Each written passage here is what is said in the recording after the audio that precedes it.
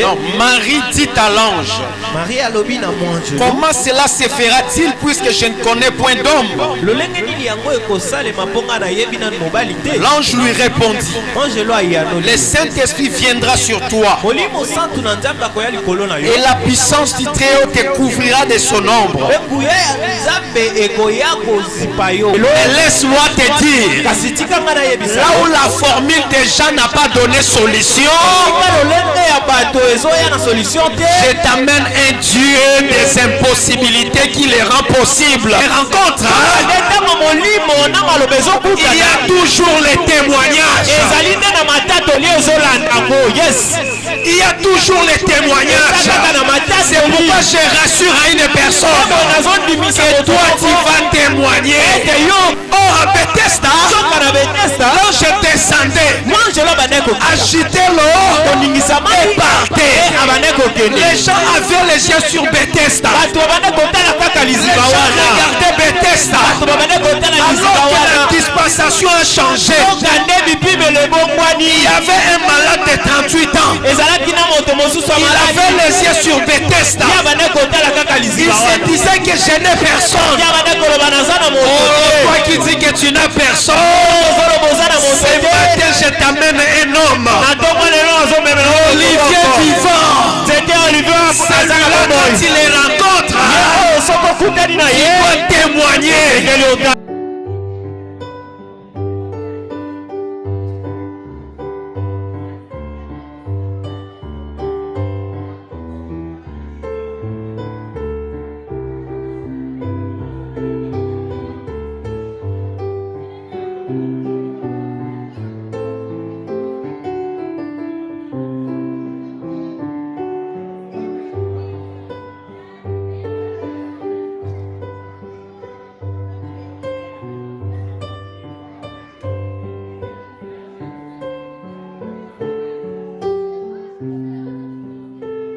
Tu appartiens au Saint-Esprit. Ton corps est le temple du Saint-Esprit. Ton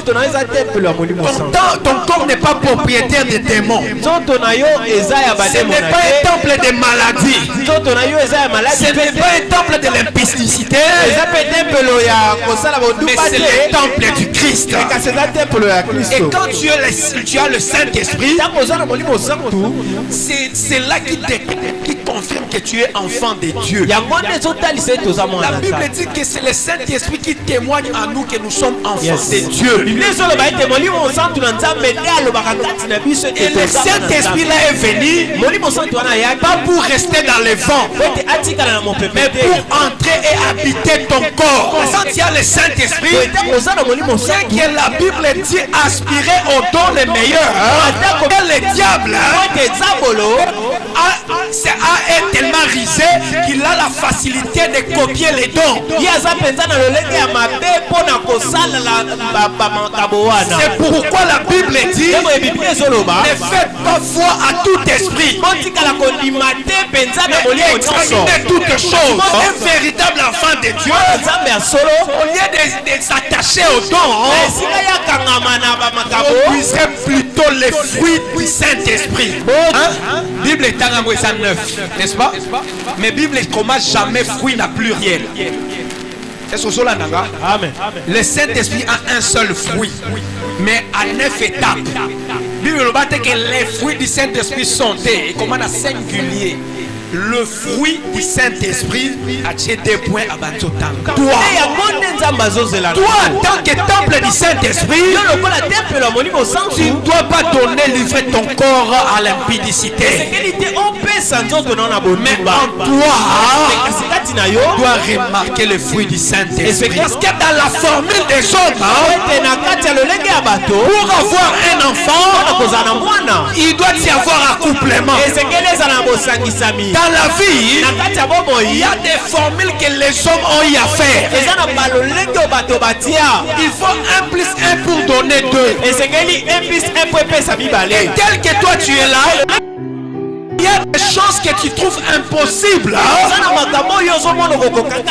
parce que tu ne remplis pas tel ou tel critère. Oh, peut-être que tout est bloqué dans ta vie. Peut-être que rien ne marche. Tu es en train de dire comment moi j'aurai la garantie. Tu es en train de dire comment moi j'aurai du travail. Tu es en train de te dire comment ma situation peut changer. Ce matin, je me demande de te dire que rien n'est impossible.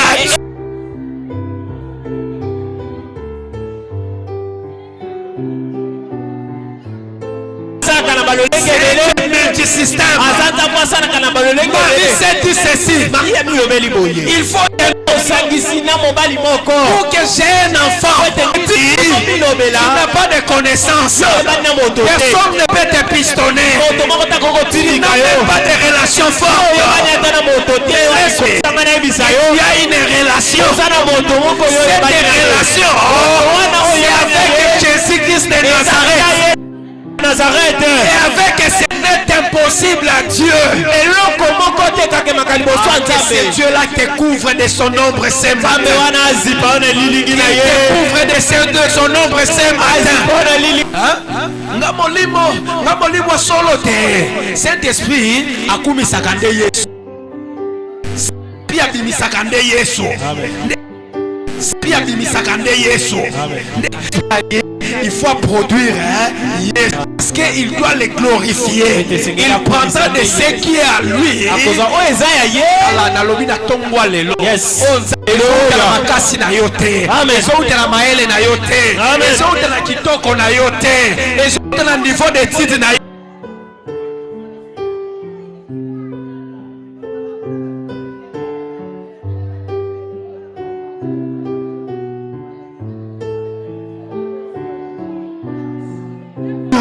Là on a bloqué.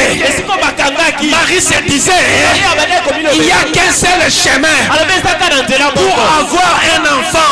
Elle s'est dit ceci, il faut que je sois en contact avec un homme. Laisse-moi te dire que ce matin toi tu vas réussir par un autre chemin. Tu vas réussir par un autre chemin. Oh, j'aime la parole de Dieu. La Bible déclare ceci. Lorsque Pharaon laissa aller le peuple, Dieu ne le conduisit pas par les chemins des Philistins. Quoique le plus court, ceux qui les l'ont témoigné, les lots les 15 août, Zamba yoko fungo elon zela sika. Yes. Zamba yoko fungo elon zela sika. Amen. Pour yoko témoigner. Amen. Maintenant écoutez, il y avait seulement une seule sortie pour quitter l'Égypte. Il n'y avait qu'une seule sortie. Maintenant la Bible dit Dieu ne les a pas conduits par cette sortie-là. Dieu les a fait un détour. Ceux qui ont témoigné qui n'ont noté, c'est le détour. C'est le détour. Pour confondre ma bateau. Yes. Les enfants d'Israël sont partis devant eux. Ils n'ont pas trouvé le chemin. Ils ont trouvé la mer rouge. Pour confondre bateau, pour confondre bateau, ce que j'aime c'est quoi? Pharaon avait la maîtrise de l'Égypte. Pharaon a pris la carte géographique de l'Égypte. Il a regardé. Il a dit non, il fallait qu'ils sortent par là. Là ils sont partis. Ils seront enfermés.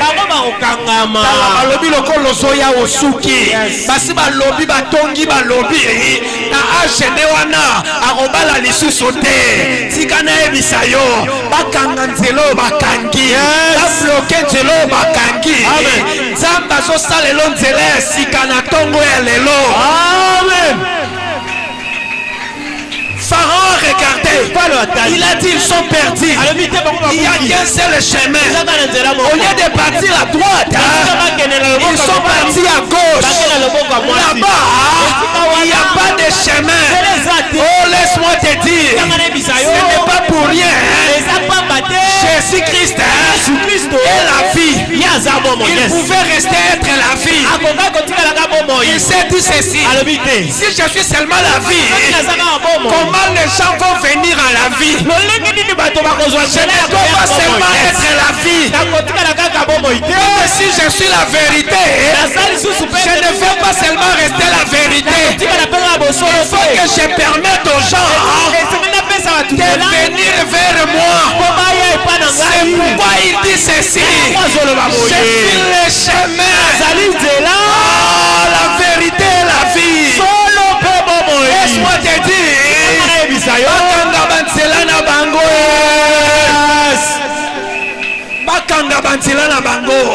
ton Dieu lui-même c'est un chemin. Pharaon, regardez, il dit qu'ils sont perdus parce qu'il n'y a qu'un seul chemin. Et même aussi avec leurs yeux, ils ont vu aussi qu'il n'y a pas de chemin. C'est ton cas ce matin. Il y a des fois qu'il n'y a pas d'ici, que c'est fini. Ce matin, dans la mer, il y a un chemin qui va s'ouvrir. Dans le désert, c'est lui qui fraye un chemin. Bachayo spirituellement na mode avion. Mais na tongo ya lelo na eko fungola yo. Téléphone na yo ezo sonné. Alléluia. Téléphone na yo ezo sonné. Amen. Na longoli mode avion o bachayo spirituellement wana. Amen. Yes. Ils se sont retrouvés devant la mer rouge. Il n'y avait pas d'ici. Il n'y avait pas d'ici. Écoutez, le monde et bête la rabiso machine. Batali balobia souki. Batali balobia ko simba lisusu te. Batali balobia ko bala lisusu te. Batali balobia ko zwasu musala te. Batali balobia kweye. Waneza na calcul na bango. Pour ba freina qui yo quelque part. Mais ce matin, je t'amène un Dieu qui fraye un chemin sur la mer. Ils sont arrivés. Ce Dieu-là a ouvert un chemin. Ils sont passés. Amen. Ce chemin-là, dans la carte géographique de Pharaon, il n'existe pas. Oh, j'aimerais te dire ceci: les sorciers savent où te bloquer. Ils se disent qu'à na wente na mesa ne ona to lokango to ebike ye asala kana dispensaire wana akenda kana supermarché wana to kanga ye kuna wana sana formule na bango mais nzambe na yo asana carte géographique mususu ya vie na yo. Même si vous demandez carte géographique à Pharaon, et ça n'a pas manqué na kati. Carte géographique à Bandoki, et ça n'a solo na yo grand complété. Amen. Na tongo lelo. Bakisa makambo susu na vie na yo. Amen. Tala na zo ebisa ndango nzamba wasala makambo sika makambo wana ta prophète ayebisa yo te. Yes. Samba so sala yango ya sika pe monani na vie na yo. Amen. Car rien n'est impossible à Dieu. Rien n'est impossible à Dieu. Écoutez, dans nos vies, il peut arriver que nous puissions connaître des blocages. Soit par rapport à notre péché, à notre conduite. C'est pourquoi Adam vit le chemin être barré. Tout comme on peut être innocent, parce qu'on est dans telle famille, parce qu'on est dans tel quartier, on peut aussi voir le chemin être fermé. Ça c'est l'exemple de Mephibosheth. Lui il n'avait rien fait. Mais comme il se retrouve dans la catégorie des boiteux qui ont empêché David d'entrer à Jérusalem, cette loi aussi l'a frappé. Mais laisse-moi te dire ce matin, quelle que soit la raison, que le chemin qui était bloqué reste bloqué. Dieu va te faire un autre chemin. Dans Hébreu, la Bible dit ceci: il a inauguré une nouvelle route. Papa, inauguration inauguration. Écoutez, quand le chemin était fermé, la Bible dit ceci: Dieu a mis des chérubins, il a agité l'épée pour que Adam n'accède plus à l'arbre de vie. Jésus en venant, au lieu d'aller enlever les chérubins, il les laisse. La Bible dit ceci: il a inauguré une nouvelle route.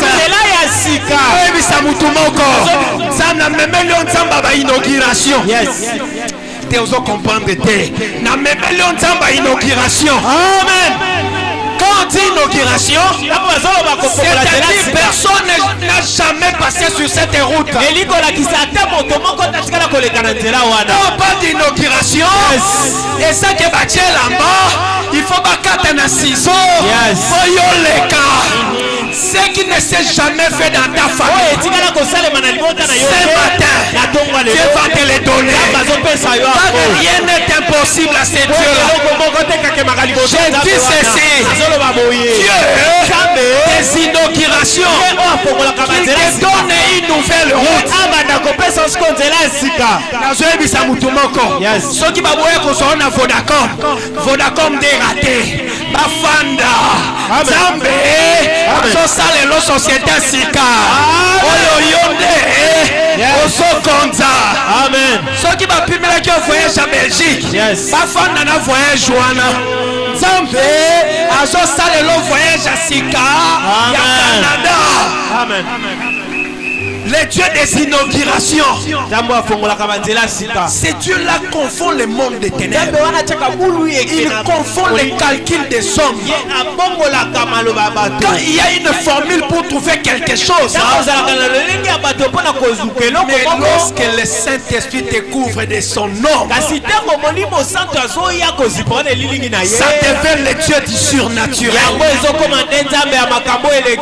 Rien n'est impossible à lui. J'étais une personne ce matin. Ce qui est impossible aux médecins, c'est chez Dieu là. Rien n'est impossible. Ceux qui malades et ça n'a crisité. Alléluia. Soki yo et ça problème à bana na lobby qu'on soit bana na l'ombre à tout puissant na combo na Yesu. Amen. Nzambo ya inauguration. Ah, lelo tozo inauguré ba matrice. Na lobby tozo inauguré ba mikuka sika. Tozo inauguré ba nzela sika. Alléluia. Tozo inauguré ba bala sika. Tozo inauguré makambo sika. Amen. Les dieux des inaugurations. Peut-être tu te poses des questions. Comment cela se fera-t-il? Comment je vais trouver le mariage? Comment je vais trouver le boulot? Comment cela va se faire? On me parle de promesses. Mais ce matin, laisse-moi te dire que c'est lui qui a fait la promesse est fidèle. C'est lui qui a fait la promesse est fidèle. On a pris Joseph, on l'a jeté dans la pluie. Écoutez, tout ce qui t'arrive, laisse-moi te dire, c'est un autre chemin. C'est un autre chemin. C'est un autre chemin. Tu es en train seulement de t'équiper.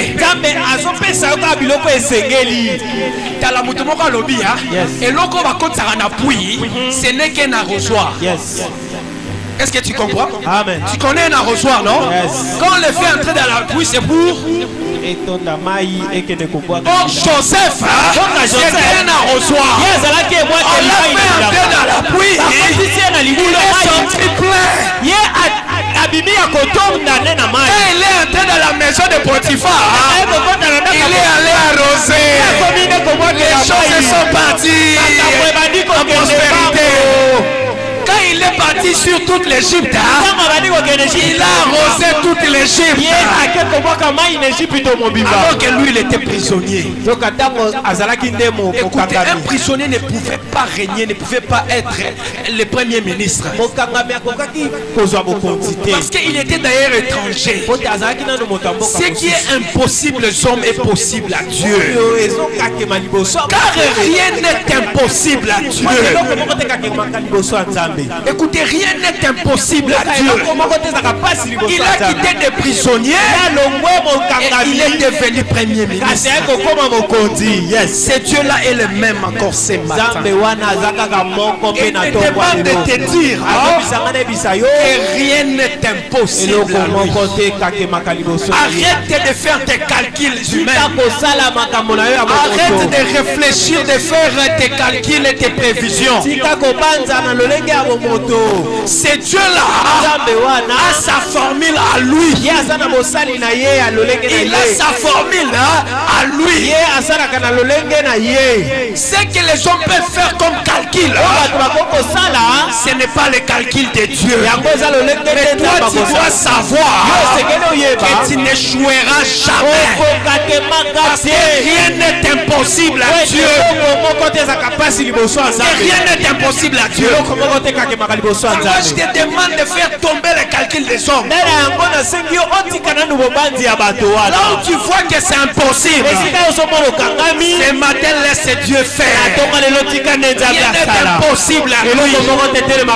Il est celui qui appelle à l'existence ce qui est inexistant. Et la Bible dit lorsque Tamar voulait accoucher, la femme sage a vu un enfant sortir la main. Il lui a mis directement un fil cramoisi. Il a dit que c'est celui qui sort les premiers. Elle a arrêté que c'est celui qui sort les premiers. Elle a décidé que c'est celui-là qui sortait les premiers. Le calcul de Dieu. Le calcul de Dieu. Elle voit un autre enfant sortir. Elle s'est posé la question pour dire d'où sort-il?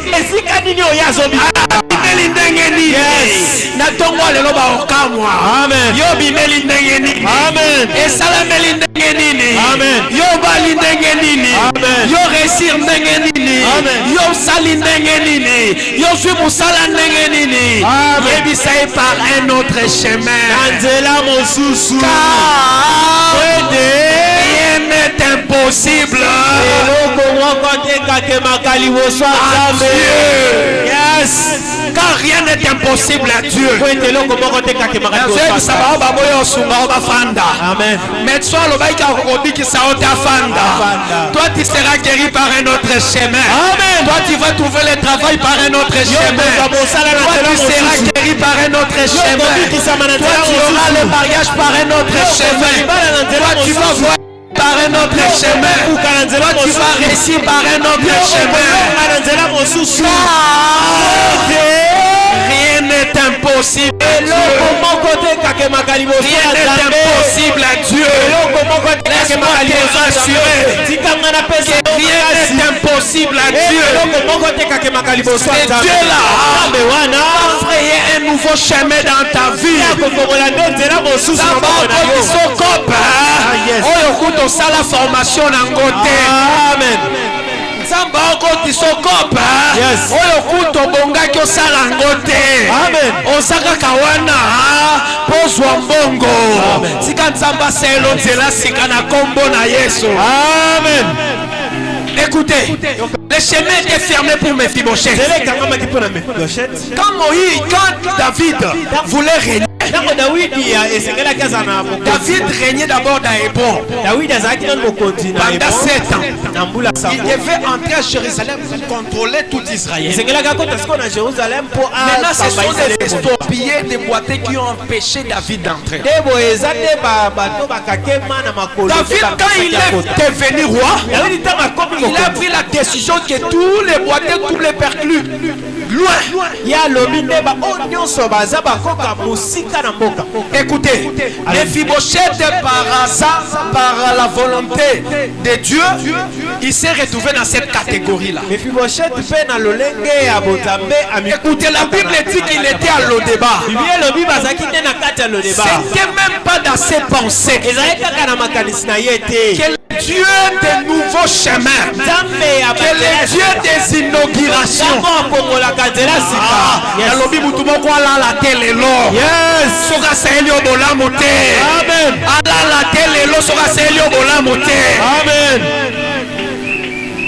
David se réveille un jour.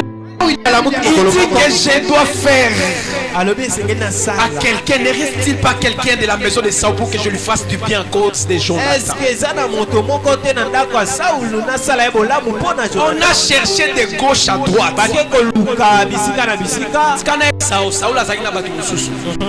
Mais Erwana, Moutaki Omona Nakaka.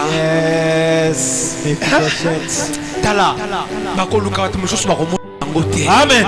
Talaba composé le miracle tout monsieur est tombé na yo. Amen. Mephibosheth, on vient les chercher à Lodébar. Le cortège du roi est venu. Je pense que le gouverneur de Lodébar a bigné Bransayo Lukaye. Premier ministre qui lundi adjoint naye bourgmestre à Lodébar a bigné Bransayo Kozoye. Chef au quartier à Lodébar a bigné. Dans ce soit là tiveste. Cortège Joanne Lekiye. Natonwa le cortège Joanne Zole Kabatu Mususu. Ezo ke de kaka place yo sali. Place partout ba omona yo tinate. Tika cortège Joanne Landayo. Je ne suis pas là aujourd'hui. Mais écoutez, c'est lui qui a vu les chemins être barrés, a été rappelé pour accéder à Jérusalem par un autre chemin, par les chemins de l'alliance. Mephibosheth est en train de partir. Il est en train de partir. Arrivé à Jérusalem, la porte est bloquée. On te dit toi, par rapport à ton état, tu ne peux pas entrer.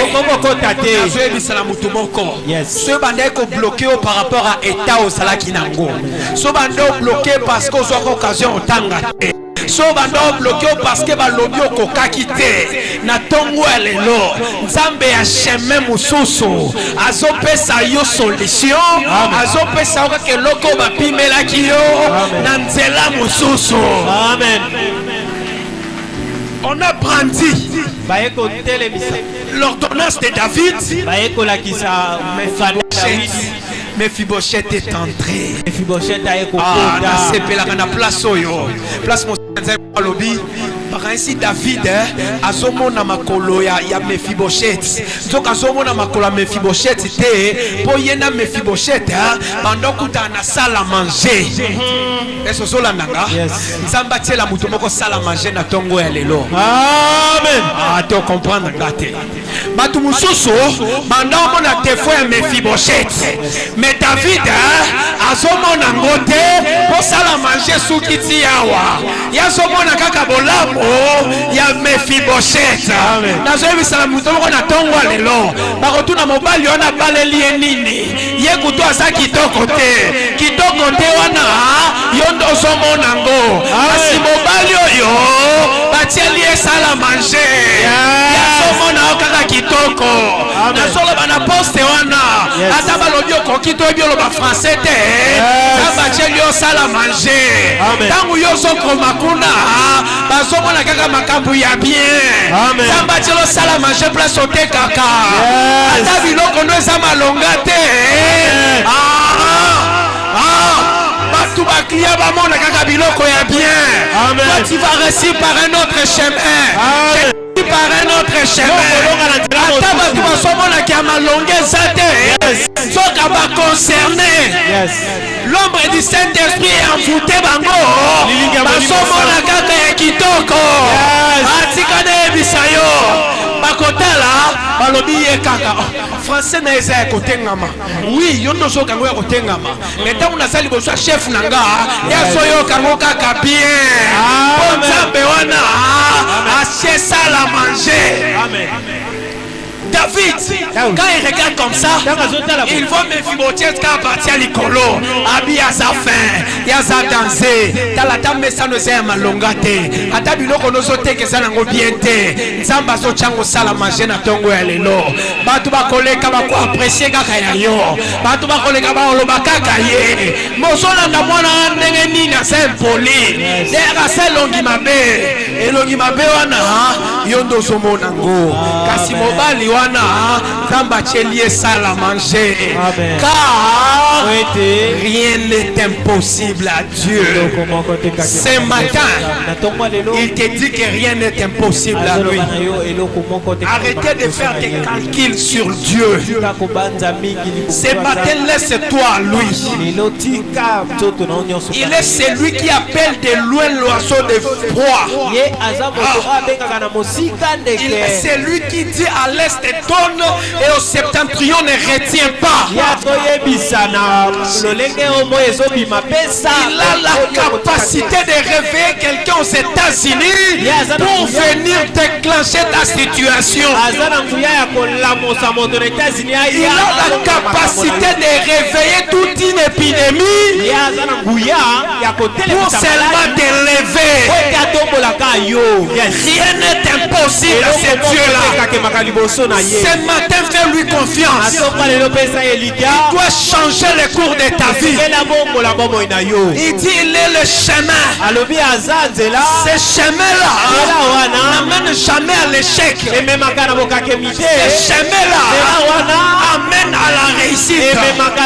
Et je te dis ce matin que rien n'est impossible à Dieu. Ainsi dit l'Éternel.